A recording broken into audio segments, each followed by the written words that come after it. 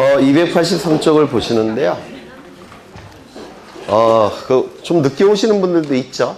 네, 늦게 오신 분들은 그냥 들어오세요. 들어오셔도 괜찮아요. 공시법은. 네. 쉬는 시간이 언제 쉬는 시간일지 모르겠다. 한 5분 정도 남은 것 같다. 밖에 계시지 말고 들어오세요. 그냥. 네. 그 예전에 대학에서 강의를 한 적이 있는데요. 세 군데 대학에서 부동산학과에서 강의를 한 적이 있는데, 그때 받은 문화적 충격이 정말 컸습니다. 그 대학에서 강의할 때 보니까 대학생들은 강의 도중에 전화도 받고 담소도 나누고, 다행인 것은 밥은 안 먹더라고요. 네. 그래서 그때 이제 워낙 큰 충격을 받아갖고 들어와서 뭐 주무신다든지 그런 건 전 충격을 안 받아요. 네. 283쪽 소유권 보존 등기를 보겠습니다. 284쪽을 보시면 의라고 되어 있고요. 의에 많은 내용이 나오는데 이런 것들은 나중에 보게 돼요. 나중에 보게 되니까 아직은 뭐 좀 어려워서 나중에 보시면 됩니다. 설명을 좀 드리자 보면, 아까 보신 건데 갑은 이 부동산을 처음으로 소유합니다. 그러면 이 부동산을 처음으로 소유하는 경우는 어느 경우가 있느냐면, 첫 번째, 공유수면을 매립했다면, 공유수면은 바다를 얘기합니다. 이 공유수면 바다를 매립하게 되면 토지가 나타나죠. 이를 공유수면 매립지라고 얘기할 겁니다.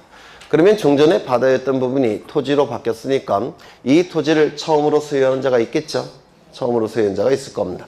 두 번째, 건물을 신축한다면, 갑이 건물을 신축했다면 처음으로 건물이 만들어지죠. 따라서 갑은 건물을 처음으로 소유하게 될 겁니다. 또한 세 번째, 규약상 공용 부분이 폐지된다면, 이 규약상 공용 부분은 예전에 설명을 드린 적이 있어요. 전유 부분으로 만들어졌는데 규약을 통해서 공용 부분으로 전환시킨 거, 이를 규약상 공용 부분이라고 했죠. 그런데 규약을 폐지하게 되면 공용 부분이었던 부분이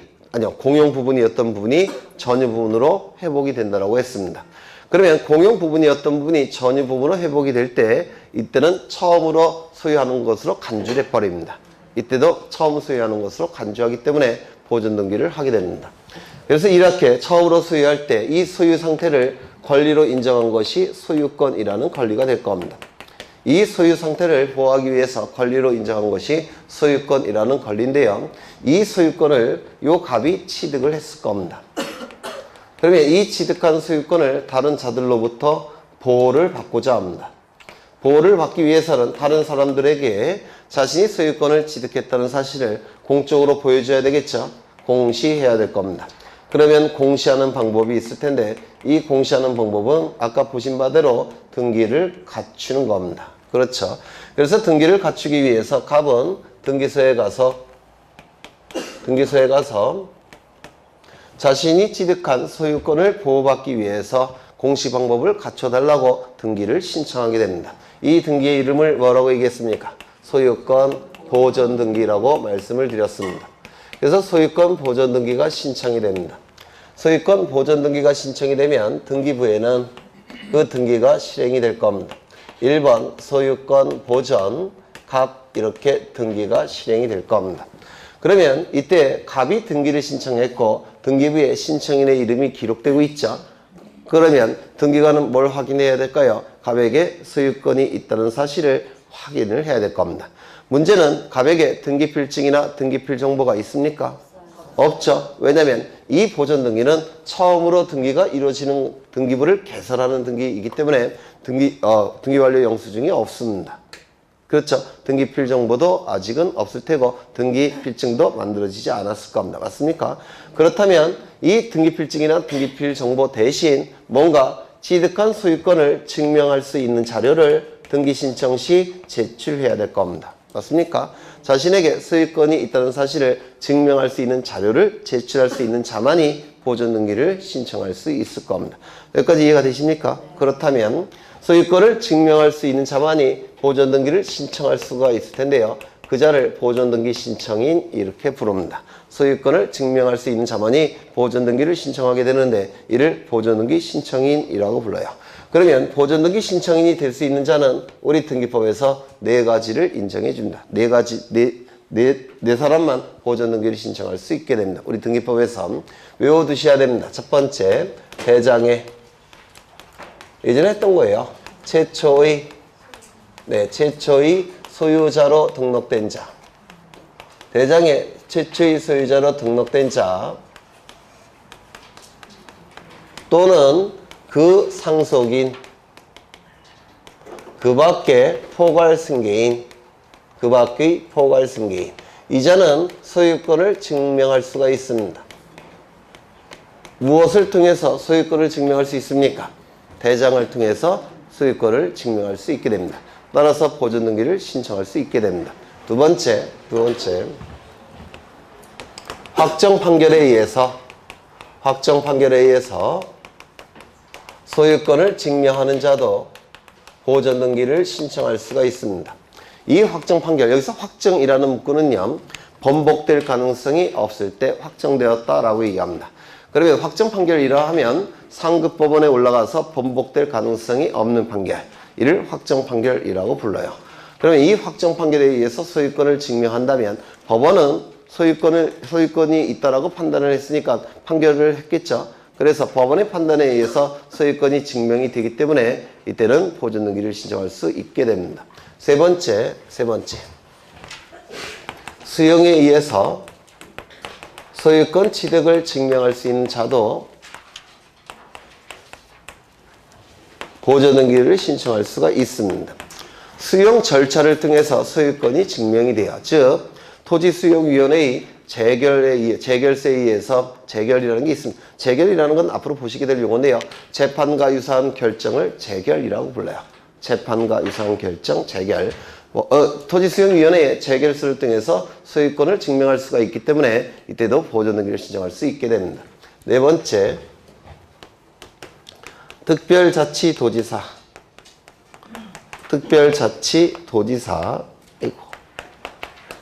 시장, 군수, 자치구청장의, 여기는 그냥 구청장이 아니라 자치구청장이어야 돼요. 자치구청장의 확인에 의해서 소유권을 증명할 수 있는 자도 보존등기를 신청할 수 있게 됩니다. 그래서 이 소유권 보존등기에서는 이 네 가지를 반드시 외우셔야 돼요. 좀 이따 다 설명을 드릴 겁니다. 첫 번째, 대장의 최초의 소유자로 등록된 자, 그 상속인, 그 밖에 포괄승계인은 대장에 의해서 소유권을 증명할 수가 있기 때문에 보존등기 신청할 수 있게 되고, 두 번째, 확정 판결에 의해서 소유권을 증명하는 자도 판결에 의해서 소유권이 증명이 되기 때문에 보존등기를 신청할 수 있게 되고, 세 번째, 수용에 의해서 소유권 취득을 증명하는 자도 수용 절차를 통해서 소유권을 증명할 수 있기 때문에 보존등기를 신청할 수 있게 되고, 특별자치도지사, 시장, 군수, 구청장, 이건 관공서죠. 관공서의 확인에 의해서 소유권을 증명할 수 있기 때문에 보존등기를 신청할 수 있게 됩니다. 우리 보존등기에서 가장 많이 출제가 된 건 이거예요. 요 세 가지는 건물에 대한 보존등기 신청도 가능하고 토지에 대한 보존등기 신청도 가능합니다. 그런데 이 네 번째는 건물에 대한 보존등기 신청은 가능하지만 토지에 대한 보존등기 신청은 허용되지 않습니다. 이게 우리 보존등기에서는 가장 많이 출제됐던 내용입니다. 그러면 왜 이 특별자치도지사, 시장군수, 자치구청장이 확인에 의해서 토지는 보존등기를 신청할 수 없냐? 이걸 이해해 두셔야 돼요. 워낙 자주 출제가 되니까. 부동산은 두 가지로 나눠집니다. 어떻게 나눠지죠? 토지와 건물로 나눠지게 될 겁니다. 토지는 공간정보법에 의해서, 예전에 했던 거예요. 공간정보법에 의해서 지적공부가 반드시 존재합니다. 토지의 경우에는 공간정보법에 의해서 지적공부가 반드시 존재해요. 지적공부 중에서 뭐가 있습니까? 토지대장도 있고 임야대장도 있죠. 그렇죠. 이 지적공부는 토지대장도 있을 테고 임야대장도 존재합니다. 이 토지대장, 임야대장이 뭡니까? 여기 대장 아닙니까? 그렇죠. 요 대장이니까 당연히 1번 갖고 보존등기 신청이 가능합니다. 그래서 4번이 있을 필요가 있습니까? 없습니까? 없어요. 토지의 경우에는 토지대장이나 임야대장이 원칙적으로 반드시 존재하기 때문에 4번은 필요가 없습니다. 아예 처음부터. 그렇죠. 그런데 건물은 얘기가 달라집니다. 건물은 얘기가 달라져요. 건물은 건축물 허가를 받았다면 건축물 대장이라는 게 존재합니다. 건축물 대장이 존재하니까 1번 갖고 보존등기 신청이 가능합니다. 그렇죠. 건축물 대장이 있으니까 1번 갖고 보존등기 신청이 가능해요. 그런데 허가를 받지 않은 무허가 건물이 있죠. 이때는 건축물 대장이 존재하지 않습니다. 건축물 대장이 존재하지 않기 때문에 1번 갖고 보존등기 신청이 불가능합니다. 맞습니까? 무허가 건물은 1번 갖고 보존등기 신청을 할 수 없게 됩니다. 그러면 무허가 건물은 등기를 허용하지 않느냐? 그렇진 않습니다. 왜냐하면 무허가 건물도 재산적 권리입니다. 재산이에요. 재산적 권리는 무조건 공시돼야 되는 겁니다. 따라서 무허가 건물일지라도 재산적 권리이기 때문에 등기부가 만들어질 필요가 존재합니다. 등기부가 만들어질 필요가 있으니까 문제는 등기가 가능해야 되는데 저 1번 갖고는 보존등기 신청할 수 없죠. 맞습니까? 그렇다면 요 무허가 건물은 건축물 대장이 없기 때문에 건축물 대장의 역할을 하는 뭔가가 필요합니다. 건축물 대장의 역할을 하는 뭔가가 필요한데 그 역할을 할 수 있는 자료가 어디 갔어? 요겁니다. 확인서. 확인서가 이 건축물 대장의 역할을 하게 됩니다. 그렇다면 요 무허가 건물의 경우에는 4번이 있을 필요가 있습니까? 있더라는 겁니다. 있죠? 이거 이해가 되십니까? 하지만 토지의 경우에는 무조건 토지대장이나 임야대장이 존재해요. 토지의 경우에는.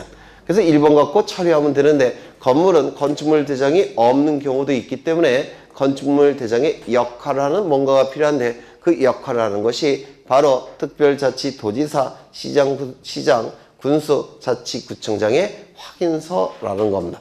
이해가 되십니까? 네. 그렇다면 이 확인서는 건축물 대장의 역할을 하기 때문에 건축물 대장에 등록되는 내용과 같은 내용이 등록돼야 됩니다. 건축물 대장에는 어떠한 내용이 등록되어 있느냐면 이건 건축물 대장이에요.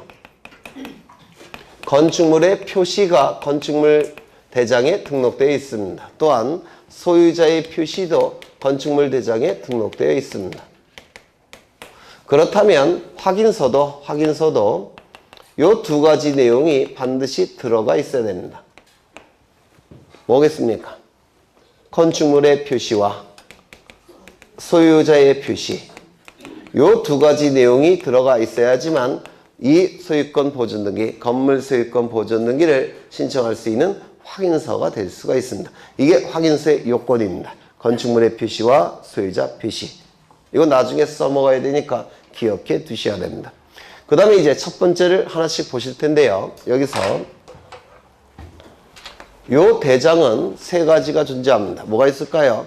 토지의 경우에는 토지대장, 임야대장, 건물의 경우에는 건축물 대장이 있을 겁니다. 맞습니까? 두 번째, 최초의 소유자로 등록된 자만이 보존등기 신청할 수가 있습니다. 최초의 소유자로 등록된 자만이 보존등기 신청할 수 있다라고 등기법에 정해져 있어요. 그렇다면 이런 자를 얘기할 겁니다. 요게 대장입니다. 부동산 표시사항이 기록이 되어 있을 테고 건물의 경우에는 건물의 표시, 토지의 경우에는 토지의 표시가 기록이 되어 있을 겁니다. 그리고 최초로 등록된 자는 갑이에요. 갑은 보존등기 신청할 수 있습니까? 최초로 등록된 자는 갑입니다. 갑은 보존등기 신청할 수 있습니까? 있겠죠. 그러면 을은 보존등기 신청할 수 있을까요? 없을까요? 갑으로부터 이전 등록을 받은 자는 보존등기 신청할 수 있을까요? 반대 해석상 보존등기 신청이 불가능합니다. 그래서 갑의 이름으로 보존등기 한 다음에 을의 이름으로 이전 등기를 하는 겁니다. 을의 이름으로 보존등기는 신청이 불가능합니다. 이거 되셨습니까? 그런데 이런 경우가 있어요. 이런 경우가 어떤 경우가 있냐면 이건 대장인데 부동산 표시사항이 들어가 있을 테고요. 최초로 등록된 자가 얘입니다. 글씨가 너무 이상한가? 잘 써야 되는데. 국가. 최초로 등록된 자는 국가입니다. 국가로부터 을이 이렇게 이전 등록을 받았다는 겁니다. 이때는 예외적으로 을은 보존등기 신청이 가능합니다. 왜냐면 최초로 국가가 탄생하게 되면 최초로 탄생한 국가의 모든 영토는 전부 다 누구 소유일까요? 국가 소유. 국가가 국민들에게 배분을 한 겁니다. 맞습니까? 그렇죠. 그렇다면 이것도 결국은 이게 생략된 겁니다. 이게 생략된 거나 마찬가지예요. 맞습니까? 따라서 이 갑이나 이 을은 보존등기 신청이 가능합니다. 이거 이해가 되셔야 되는데. 네. 정리하죠. 최초의 소유자로 등록된 자만이 보존등기 신청이 가능합니다. 다만 예외적으로 국가로부터 이전 등록을 받은 자는 최초의 소유자로 등록된 자는 아니지만 그 내용을 보면 이건 마찬가지 최초의 소유자로 등록된 자와 마찬가지이기 때문에 보존등기 신청이 가능하다라고 얘기합니다. 여기까지 이해가 되십니까? 네. 두 번째, 그 상속인이라고 되어 있습니다. 그 상속인. 여기서 그는 누굴 얘기할까요? 최초의 소유자를 얘기합니다. 최초의 소유자. 따라서 최초의 소유자로 등록된 자의 상속인은 보존등기 신청할 수 있다는 뜻이에요. 그렇다면 갑의 상속인은 보존등기 신청할 수 있겠습니까? 있겠죠? 그러면 을의 상속인은 보존등기 신청할 수 있겠습니까? 없더라는 겁니다. 이런 것들이 출제가 돼요. 뭐 어려운 건 없습니다. 그러면 얘는 보존등기 신청할 수 있을까요? 네, 보존등기 신청이 가능하게 됩니다. 되셨죠? 네. 그 다음에 여기 기타의 포괄승계는 이따가 보시겠지만 유증을 얘기합니다. 유증. 이따가 보실 거예요. 원래 민법에서 하셔야 될 내용인데요. 유증은 유언을 통한 증여를 유증이라고 불러요. 유언을 통한 증여. 민법에서 법률행위는 그 안에 반드시 뭐가 있습니까? 네. 법률행위 안에는 의사표시가 반드시 존재합니다. 그렇죠? 의사표시 모습에 따라서 의사표시 하나가 단독으로 법률행위가 될 때 뭐라고 얘기합니까? 단독행위. 의사표시 하나가 단독으로 법률행위가 될 때 단독행위. 그렇죠? 의사표시가 서로 대립되는 방향에서 이렇게 법률행위가 될 때 계약. 이거 아직 그 소화하실 수준이 아닌데 하는 거 아닌지 모르겠습니다. 네. 계약의 의미가 뭐냐면요. 여기 약속이란 뜻인데요. 의사표시를 순수 일반인들이 쓰는 용어로 약속이에요. 약속이 엮였다라는 뜻입니다. 엮일 기자예요. 약속이 엮인 거, 계약. 약속과 약속이 여기서 엮이고 있죠. 계약.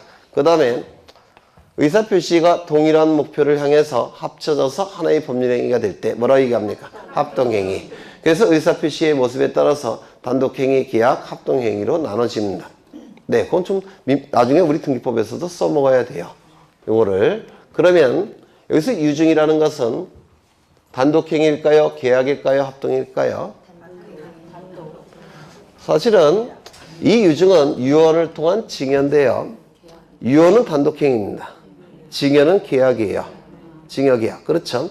그래서 유언에 포인트를 두게 되면 단독행위, 증여에 포인트를 두게 되면 계약이 되는 겁니다. 그런데 우리 판례는 유언이 더 중요하다고 봐요. 그래서 유언에 포인트가 있기 때문에 단독행위라고 부릅니다. 물론 상대방 있다 없다는 이거는 학자들마다 달라요. 그래서 그냥 보통 그냥 단독행위 이렇게 보시면 되는데요. 이 유증이 문제가 되는데 유증은 특정 유증이 있고 이거 이따가 보실 거예요. 포괄 유증이 있습니다. 여기서 특정 유증은 특정 승계일까요? 포괄 승계일까요? 승은 이을승자의 이을계자예요. 이어받는다는 뜻입니다. 포괄해서 이어받을 때 포괄 승계인, 특정해서 이어받을 때 특정 승계인 이렇게 부릅니다. 그러면 특정 유증은 특정 승계일까요? 포괄 승계일까요? 특정 승계. 요거는요, 포괄 승계가 되겠죠. 이 단어 자체가. 그렇죠. 그러면 요거는 보존등기 신청할 수 있을까요? 없을까요? 포괄 승계인만 보존등기 신청할 수 있다 그랬죠? 그러면 최초의 소유자로 등록된 자로부터 포괄 유증을 받은 자는 그때는 보존등기 신청할 수 있겠습니까? 네. 있겠죠. 최초의 소유자로 등록된 자로부터 특정 승계를 받은 자는 보존등기 신청할 수 있겠습니까? 없을 겁니다. 이것만 된다는 뜻이에요. 이게 사실은 우리 시험에 대단히 잘 나옵니다. 물론 나중에 저절로 아시게 될 거예요. 그 다음에 두 번째, 확정 판결에 의해서 소유권 취득을 증명하는 자도 보존등기를 신청할 수 있습니다. 이때 확정이란 단어는 상급 법원에 올라가서 번복될 가능성이 없는 판결을 확정 판결이라고 부르고요. 이 판결은 예전에 설명을 드린 것 같은데 판결 다 한 번씩 받아보셨죠? 네, 저도 안 받아봤어요. 네. 판결서는 두 가지 내용으로 구성되어 있습니다. 첫 번째, 주된 문장. 그 다음에 주문이 나오게 된 이유. 두 가지 내용으로 구성된 게 판결서예요. 다른 내용은 없습니다. 그럼 이 주된 문장, 주문은 법원이 내린 판단의 결론에 해당되는 부분이에요. 또한 이유는 결론이 나오기까지의 과정을 여기다가 써놓은 겁니다. 이거는 두 줄에서 세 줄로 대단히 간략합니다. 예전에 한 번 한 것 같아요. 하지만 이 이유는 그 양이 한 장이 될 수도 있고 한 줄이 될 수도 있고 100페이지가 될 수도 있고 10,000페이지도 될 수 있습니다. 이때 이 주문의 끝문장이 무엇을 확인한다 라고 끝나면 무슨 판결이라고 했습니까? 확인 판결. 무엇을 이행하라 이렇게 끝나면 이행 판결이 될 겁니다. 뭐뭐 한다로 끝나면 형성 판결이 될 겁니다. 그렇죠? 그런데 주문의 끝문장이 뭐로 끝나건 관계없이 여기 판결 이후에 갑이 소유자로 표시되어 있다면 법원은 갑을 소유자로 인정한 겁니까? 인정한 거 맞아요? 여기에도 판결의 효력이 있는 것이고 여기에도 판결의 효력이 있는 겁니다. 이것도 법원의 판단이에요. 법원의 판단에 결론에 해당되는 것이고 법원의 판단에 결론이 나오게 된 이유니까 여기도 판결의 효력이 있습니다.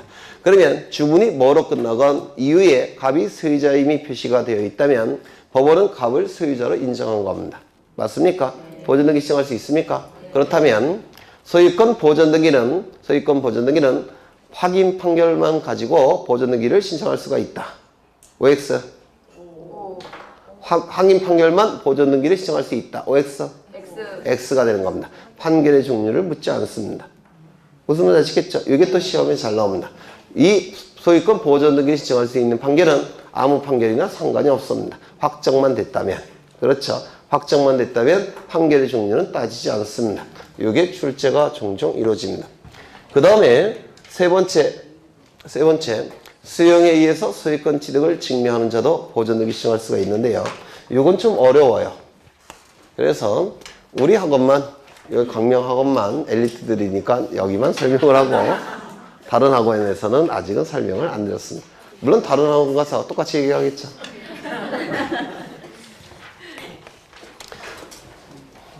갑은 이건 설명을 드렸어요. 공용징수는 세 가지 종류가 있습니다. 우리 민법 187조에는 상소, 공용징수, 판결, 경매, 기타 이렇게 규정되어 있죠. 이 공용징수라는 것은 공익적 용도로 개인의 재산을 강제로 징수하는 것. 이걸 공용징수라고 부르고요. 공용징수는 세 가지가 있는데 몰수, 징발, 수용 이렇게 세 가지 있더라고 예전에 설명드린 적이 있어요. 공익적 용도로 강제로 개인의 재산을 다 뺏는 것들입니다. 여기서 몰수는 형법상의 공용징수예요. 징발은 전쟁 났을 때 강제로 나라에서 뺏어가는 것. 행정법상의 공용징수입니다. 이게 바로 민법상의 공용징수예요. 그래서 우리는 민사특별법인 등기법을 보고 있기 때문에 요 수용만 보는 겁니다. 수용만. 그렇죠. 그러면 이 갑은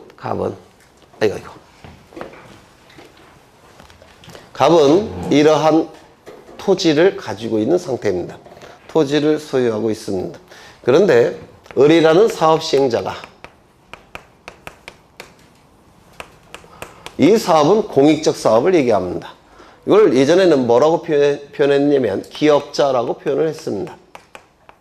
사업을 시작하는 자 같은 뜻이에요. 기업자, 사업 시행자. 사업을 시행하는 자. 한자로 표현한 것이고 그건 번역을 한 겁니다. 요즘은 이 용어를 더 많이 써요. 사업 시행자가 공익적 목적을 위해서 개인의 부동산을 강제로 취득하는 것, 이를 수용이라고 부릅니다. 사업 시행자가 공익적 목적을 달성하기 위해서 개인의 부동산을 강제로 뺏는 것, 이를 수용이라고 부릅니다. 수용. 어려운가요? 그러면 예를 하나 들면 요 갑은 토지를 3만 평 정도 갖고 있는데요. 사업 시행자가 이 토지 위에 법원을 짓고자 합니다. 대법원을 짓고자 해요. 대법원을. 이렇게. 그렇다면 갑이 팔지 않을 때 강제로 뺏어야 되겠죠. 맞습니까? 갑이 판다면 뭐 뺏을 필요 없겠지만 이를 협의 수용이라고 불러요. 협의 수용. 협의를 통해서 수용할 때 협의 수용이라고 부르고요. 팔지 않을 때 어떻게 하겠습니까? 강제로 뺏어야 되겠죠. 멋대로 뺏을 수 있는 건 아니고요. 재판과 유사한 결정을 통해서 뺏어야 됩니다. 이를 재결 수용이라고 불러요. 공법 시간에 하셨죠? 하실지도 몰라요. 네, 수용은 협의 수용과 재결 수용으로 나눠지는데 보통은 재결 수용을 수용이라고 부릅니다. 재판과 유사한 결정을 통해서 강제로 뺏는 것, 이를 재결 수용이라고 부릅니다. 그러면 이제 이 갑의 토지를 대법원 청사 짓는 거니까 공익적 목적을 달성하는 거죠. 그리고 협의가 안 된다면 강제로 뺏겠죠. 그리고 대법원 청사를 지을 겁니다. 이게 수용이라고 부릅니다. 그러면 이 수용은 여기다가 대법원 청사를 지어야 됩니다. 그렇다면 여기에 이 토지 위에 A가 지상권이라는 권리를 가지고 있다면 대법원 청사 지을 수 있을까요? 없을까요? 네? 있어요? 어떻게? A가 먼저 사업 시행자보다 먼저 토지 사용권을 가지고 있죠. 그렇죠. 그러면 대법원 청사 지을 수 있습니까? 없습니다. 왜? A의 권리가 침해되기 때문에 그렇습니다. 따라서 이런 것들을 이걸 소멸시켜야지만 대법원 청사 지을 수 있겠죠. 소멸시키는 방법이 뭐냐면 수용을 원시 취득으로 논리를 구성하는 겁니다. 혹시 원시 취득 민법에서 하셨습니까? 네. 권리를 취득하는 방법은 두 가지가 있습니다. 권리를 취득하는 방법은 두 가지가 있는데요. 원시 취득이라는 방법과 승계 취득이라는 방법이 있습니다. 민법에서 하셨을 거예요. 이 원시는 원자가 근원 원자고요. 시자는 시작할 시자예요. 그래서 원시 취득은 맨 처음으로 취득할 때, 부동산이 탄생하자마자 취득할 때 이를 원시 취득이라고 부릅니다. 승계 취득은 승자 아까 말씀드린 대로 이을 승자에 이을 계자입니다. 그래서 누군가로부터 이어받아서 취득하는 것을 승계 취득이라고 부릅니다. 그러면 원시 취득과 승계 취득을 구별하는 이유는 뭐겠습니까? 네? 보존 등기? 원시 취득은 맨 처음으로 취득하는 것이기 때문에 하자가 승계되지 않습니다. 승계 취득은 누군가로부터 취득하는 거죠. 취득할 때 승계 취득은 전 소유자가 갖는 권리만큼만 취득합니다. 전 소유자가 갖는 권리만큼만 취득하니까 하자가 승계가 돼요. 이게 차이점입니다. 원시 취득은 맨 처음으로 취득하는 것으로 보기 때문에 하자가 승계되지 않습니다. 하지만 승계 취득은 전 소유자로부터 취득하기 때문에 하자가 승계가 됩니다. 예를 들어서 갑이 시간이 많으니까 별걸 다 하네요. 여기서 갑이 먼저 이 부동산에 대해서 A에게 저당권을 설정해 줍니다. 그러면 A는 저당권 등기를 할 테고 저당권을 취득했을 겁니다. 맞습니까? 이때 갑이 을과 매매 계약을 체결합니다. 그리고 소유권 이전 등기까지 이루어지면 소유권은 을에게 변동이 될 겁니다. 맞습니까? 이때의 취득을 소유권이 변동해서 소유권을 을이 취득할 겁니다. 이때 을의 취득을 승계 취득으로 논리를 구성하게 되면 이 을이 취득하는 권리는 깨끗한 소유권이 아니라 A의 저당권에 의해서 제한을 받는 소유권을 취득하는 겁니다. 이게 승계 취득이에요. 전 소유자가 갖는 권리만큼만 취득합니다. 그런데 원시 취득으로 논리를 구성하게 되면 을이 이 부동산을 처음이 처음에 부동산이 나타났을 때부터 처음에 취득하는 것으로 논리를 구성하는 겁니다. 따라서 원시취득으로 구성이 되면 맨 처음으로 취득하는 것으로 봐야 되기 때문에 이 권리가 소멸이 돼버려요. 하자가 승계되지 않습니다. 이게 원시취득이에요. 하자 승계 여부 갖고 판단을 하는 겁니다. 이거 이해가 되십니까? 그러면 대법원 청사를 짓기 위해서는 승계취득으로 논리를 구성해야 되겠습니까? 원시취득으로 논리를 구성해야 되겠습니까? 원시취득으로 논리를 구성하는 겁니다. 수용은 원시취득입니다. 좀 외워두셔야 돼요. 써먹어야 되니까. 수용은 원시취득입니다. 물론 이 취득하는 시점은 어느 시점입니까? 예전에 했죠. 수용한 날, 수용 개시일, 수용 날짜, 그때 취득하게 될 겁니다. 그럼 원시취득의 대표 주자가 뭐냐면 원시취득의 대표 주자는 공유수면을 매립하게 되면 토지가 맨 처음에 나타나죠. 건물을 신축하게 되면 건물이 맨 처음에 나타나게 되죠. 이게 원시취득의 대표 주제예요. 그러면 공유수면 매립이나 건물을 신축했을 때 무슨 등기 신청합니까? 보존등기 신청하겠죠. 원시취득은 등기부자가 존재하지 않습니다. 맨 처음으로 취득하는 거니까. 맞습니까? 승계취득이 등기부자가 존재하는 것이고 원시취득은 등기부자가 존재하지 않아요. 원시취득으로 논리를 구성한다면 단독 신청이겠습니까? 공동 신청이겠습니까? 단독 신청이 되는 겁니다. 그래서 이 을은 등기소에 가서 단독으로 등기를 신청합니다. 원시취득일 때는 무슨 등기 신청하는 겁니까? 아니 단독 신청 맞는데요. 등기 중에서 무슨 등기를 취득해요? 보존 등기 신청하는 거죠. 그런데 등기부가 없다라고 한다면 당연히 보존 등기를 신청하는 거 맞습니다. 그렇죠. 원시취득이니까. 그렇죠. 그런데 등기부가 있다라고 한다면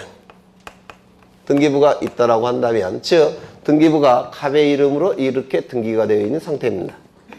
1번 소유권 보존 갑 이렇게 등기가 되어 있는 상태라고 한다면 이때는 원시취득으로 논리를 구성해야 되니까 맨 처음으로 을의 이름으로 보존 등기해야 되죠.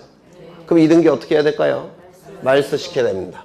등기부가 있다면 말소를 시켜야 됩니다. 그리고 이 등기부를 폐쇄합니다.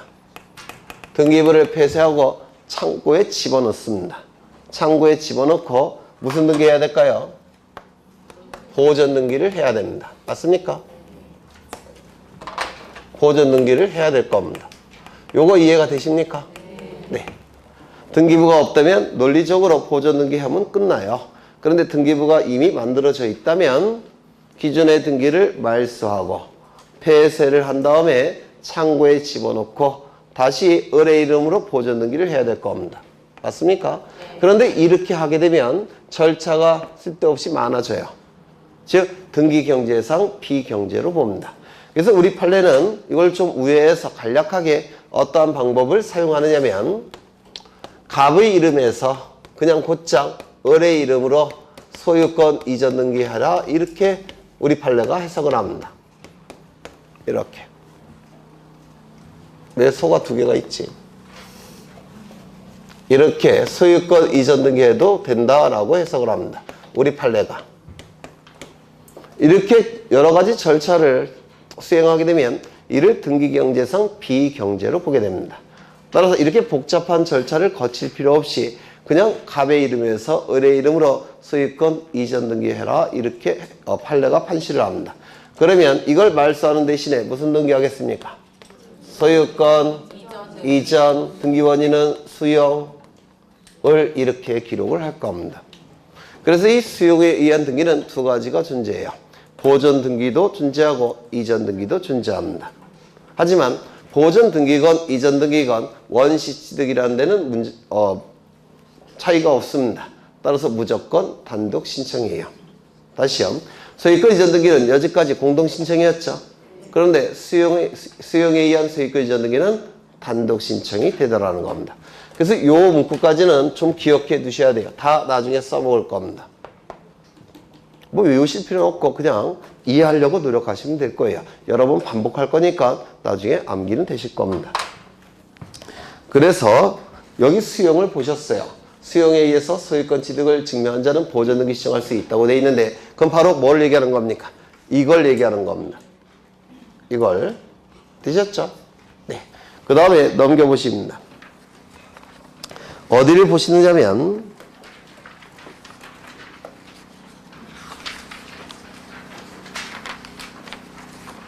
수용으로 인한 소유권 이전 등기가 우리 교재에 있는데요. 몇 페이지에 있을까요? 200? 아닌 것 같은데. 소유권 이전 등기에 있습니다. 289페이지에 있다고요?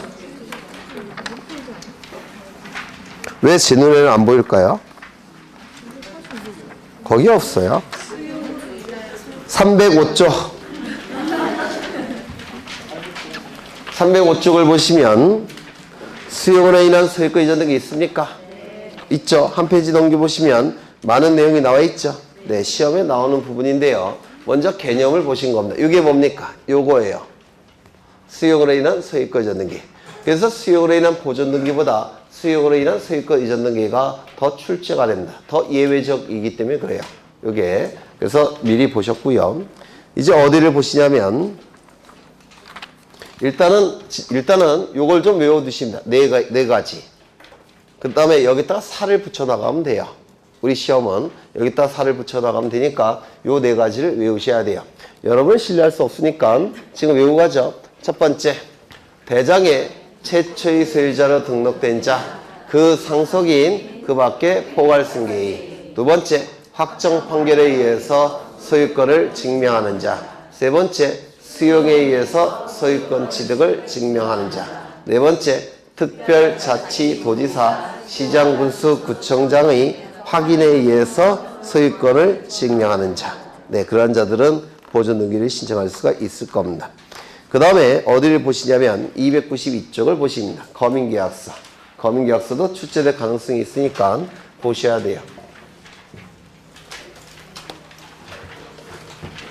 여기 이러한 부동산이 있고 소유자는 갑입니다. 갑이 을과 매매계약을 체결합니다. 소유권 이전 등기까지 이루어지게 되면 갑이 가진 소유권은 을의 소유권으로 변동이 될 겁니다. 갑을 뭐라고 부를까요? 등기의무자, 을을 등기관리자라고 부를 겁니다. 그래서 갑과 을은 등기소에 가서 등기를 공동으로 신청함이 원칙입니다. 그런데 이러한 법률행위가 이루어질 때 일정한 경우에는 갑과 을이 작성한 계약서가 있겠죠. 갑과 을이 작성한 계약서가 존재할 겁니다. 일정한 경우에는 갑과 을이 작성한 계약서에 관할관청의 사각형의 거민이라는 직인이 찍힌 도장을 찍어야 됩니다. 이를 거민계약서라고 불러요. 일정한 경우에는 거민계약서를 작성해서 즉 계약서에 거민을 찍어서 등기신청 시 첨부를 해야 됩니다. 등기신청 시 거민계약서를 첨부해야 돼요. 그러면 거민계약서를 첨부해야 되는 일정한 경우가 어느 경우냐, 이걸 반드시 외우시라고 부탁을 드린 적이 있습니다. 첫 번째, 혹시 기억나십니까? 등기 원인이 계약일 때에, 두 번째, 등기의 목적이 소유권 이전 등기를 목적으로 할 때에, 세 번째, 부동산에 관하여. 이거 12월 달에도 했던 거예요. 네 번째, 실체관계와 부합하는 등기를 위해서. 거민계약서를 첨부를 해야 됩니다. 이 네 가지를 외우셔야 돼요. 그렇다면 계약이 아니라고 한다면 거민계약서 첨부하겠습니까? 첨부하지 않습니다. 아까 보신 바대로 법률행위는 단독행위, 계약, 그 다음에 합동행위가 있죠. 그러면 단독행위나 합동행위라고 한다면 이 거민계약서 첨부할까요? 안 할 겁니다. 민법에서 물권변동은 법률행위로 인한 물권변동, 법률규정에 의한 물권변동이 있죠. 186조 법률행위에 의한 물권변동, 187조 법률규정에 의한 물권변동. 법률행위 중에서 뭐일 때만 거민계약서 첨부한다고요? 계약일 때만. 그렇다면 법률규정에 의한 물권변동은 등기신청 시 거민계약서 첨부할까요? 첨부하지 않을까요? 안 합니다. 계약이 아니니까, 법률규정이니까. 맞습니까? 등기의 목적이 소유권 이전 등기를 목적으로 할 때만 거민계약서 첨부합니다. 소유권 이전 등기가 아니라 지상권 등기, 저당권 등기, 전세권 등기라고 한다면 거민계약서 첨부하지 않습니다. 맞습니까? 부동산에 관한 등기를 신청할 때만 거민계약서를 첨부합니다. 따라서 선박 등기, 임목 등기, 공장, 재단 등기. 이딴 등기를 신청할 때는 검은계약서 첨부하지 않습니다. 부동산일 때만 첨부합니다. 실제 관계와 부합시킬 목적으로 검은계약서를 첨부합니다. 따라서 갑과 을 중에 하나가 국가나 지방자치단체라고 한다면 촉탁에 의한 등기죠. 촉탁에 의한 등기는 등기의 진정성이 확보됐다고 평가합니다. 맞습니까? 그러면 등기의 진정성을 확보할 목적으로 검은계약서 첨부할 필요가 있습니까? 없다라고 얘기할 겁니다. 그래서 이 세 가지를 외우셔갖고 대입하셔야 돼요. 이거 외우기 싫으시면 책에 있는 거 외우셔도 되고요. 책에 뭐 있지? 네, 거기 표가 나와 있죠. 네, 이 표를 외우셔도 돼요. 물론 요것만 외우시면 안 되고 나중에 문제집 보시면 아시겠지만 요거 3배 정도가 더 있습니다. 그래서 그 3배 되는 양을 외우셔도 돼요. 저 같으면 저거 외울 것 같아요. 저게 낫겠죠? 네. 그러면 저게 암기가 되시면 여기 나와 있는 내용을 하나씩 따져볼 겁니다. 하나씩. 그럼 출제가 됐을 때 골라낼 수가 있습니다. 그 다음에 우측을 보시면 매매 목록 및 거래가액 등기가 나오는데 이거 중개법 시간에 하셨습니까? 아직 안 하셨겠죠? 한번 해보겠습니다. 매매 목록 및 거래가액 등기가 나와 있는데요. 우리 교재는 양이 너무 적어요. 그래서 우리 교재에 있는 내용을 읽어보셔도 그 밑에 있는 문제가 안 풀리실 거예요. 너무 간략하게 나와서. 저는 시간의 흐름을 화살표로 표현했습니다. 요 시점은 2006년도 1월 1일을 얘기합니다. 2006년도 1월 1일을 얘기해요. 이때 2006년도 1월 1일 이후에 이 부동산에 대해서 갑이 을과 매매 계약을 체결합니다. 소유권 이전 등기까지 이루어지면 갑이 가진 소유권은 을의 소유권으로 변동이 될 겁니다. 맞습니까? 이때 일정한 경우에는 갑과 을은 등기를 신청할 때 부동산 거래 계약 신고필증 정보를 모르게 길어. 등기 신청 시 첨부를 해야 됩니다. 부동산 거래계약 신고필증 정보를 등기 신청 시 첨부해야 됩니다. 이 안에는 뭐가 들어가 있느냐면 거래 금액이 기록되어 있습니다. 거래 금액이 이 안에 기록되어 있는데요. 여기 기록된 거래 금액을 등기관은 갑구에 권리자와 기타를 쓰는 칸이 있습니다. 갑부의 권리자 및 기타를 쓰는 칸에 거래 가액을 기록해야 됩니다.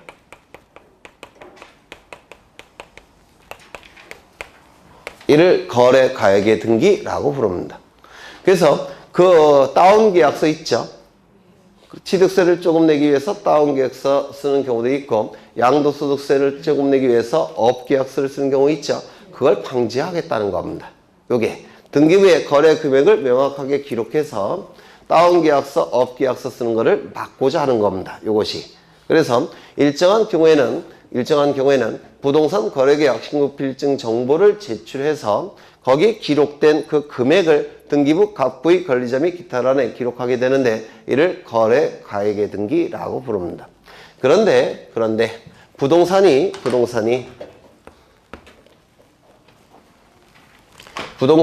여러 개라고 한다면 부동산이 여러 개가 존재한다면 부동산별로 금액이 다 따로 있겠죠. 맞습니까? 또한 당사자가 여러 명이라고 한다면 당사자별로 여기 A, B, C 이렇게 당사자가 여럿이라고 한다면 당사자가 부담하는 금액이 다르겠죠. 맞습니까? 또한 이쪽에 당사자가 여러 명이라고 한다면 취득하는 금액이 사람마다 다르겠죠. 맞습니까? 그러면 하나의 거래 금액으로 이게 해결되겠습니까? 안 되겠습니까? 안 됩니다. 이때는 부동산 거래 신고필증 정보 여기 있는 하나의 거래 금액으로 해결이 안 되고요. 부동산마다 또는 당사자마다 책임지는 금액, 취득하는 금액을 목록 형태로 제출해야 됩니다. 목록 형태로. 언제요? 부동산이 수개이거나 당사자가 수인일 때는 하나로 해결할 수가 없으니까 목록 형태로 제출합니다. 이 목록의 이름은 매매 목록이라고 부릅니다. 매매 목록을 제출하게 되면 등기관은 각부의 관리자 및 기타란에 매매 목록 번호를 기록합니다. 번호가 기록이 됐다면 매매 목록을 확인하고자 하는 사람은 번호를 확인하고 찾아보면 되겠죠. 등기소에 다 있습니다. 번호를 확인한 다음에 번호를 가지고 찾아보면 되겠죠. 그래서 공시가 되는 겁니다. 그래서 이걸 좀 외워두셔야 될 거예요. 요게 출제가 되고요. 작년에 출제가 됐죠. 그 다음에 요게 출제가 됩니다. 물론 조금 더 어려운 건 있는데 그건 나중에 보실 거예요. 나중에. 요게 바로 매매 목록과 거래가액의 등기의 핵심적인 내용이에요. 우리 책에는 없지만 좀 안 쓰셔도 돼요. 프린터에 다 있습니다. 요 그림이 있어요. 프린터. 네. 그 다음에 넘어가겠습니다. 어디를 보시냐면 295쪽에 구분 건물과 대지 사용권에 관한 등기 절차 가장 기본적인 내용은 지지난 시간인가 제가 설명을 드렸어요. 대지 사용권, 대지권, 집합 건물 전유 부분, 공용 부분 설명드린 적이 있죠.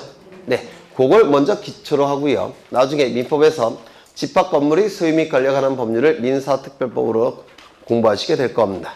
그거까지 이어지면 이게 대부분 해결이 돼요. 그래서 나머지는 제가 민법에서 공부하신 다음에 다시 1시간이나 2시간 정도 할애해서 설명을 따로 드릴 겁니다. 그 다음에 297쪽을 보시면 상속으로 인한 등기가 나오는데요. 상속으로 인한 등기 보겠습니다. 셨다고 하죠? 네, 판사할 데가 없네요.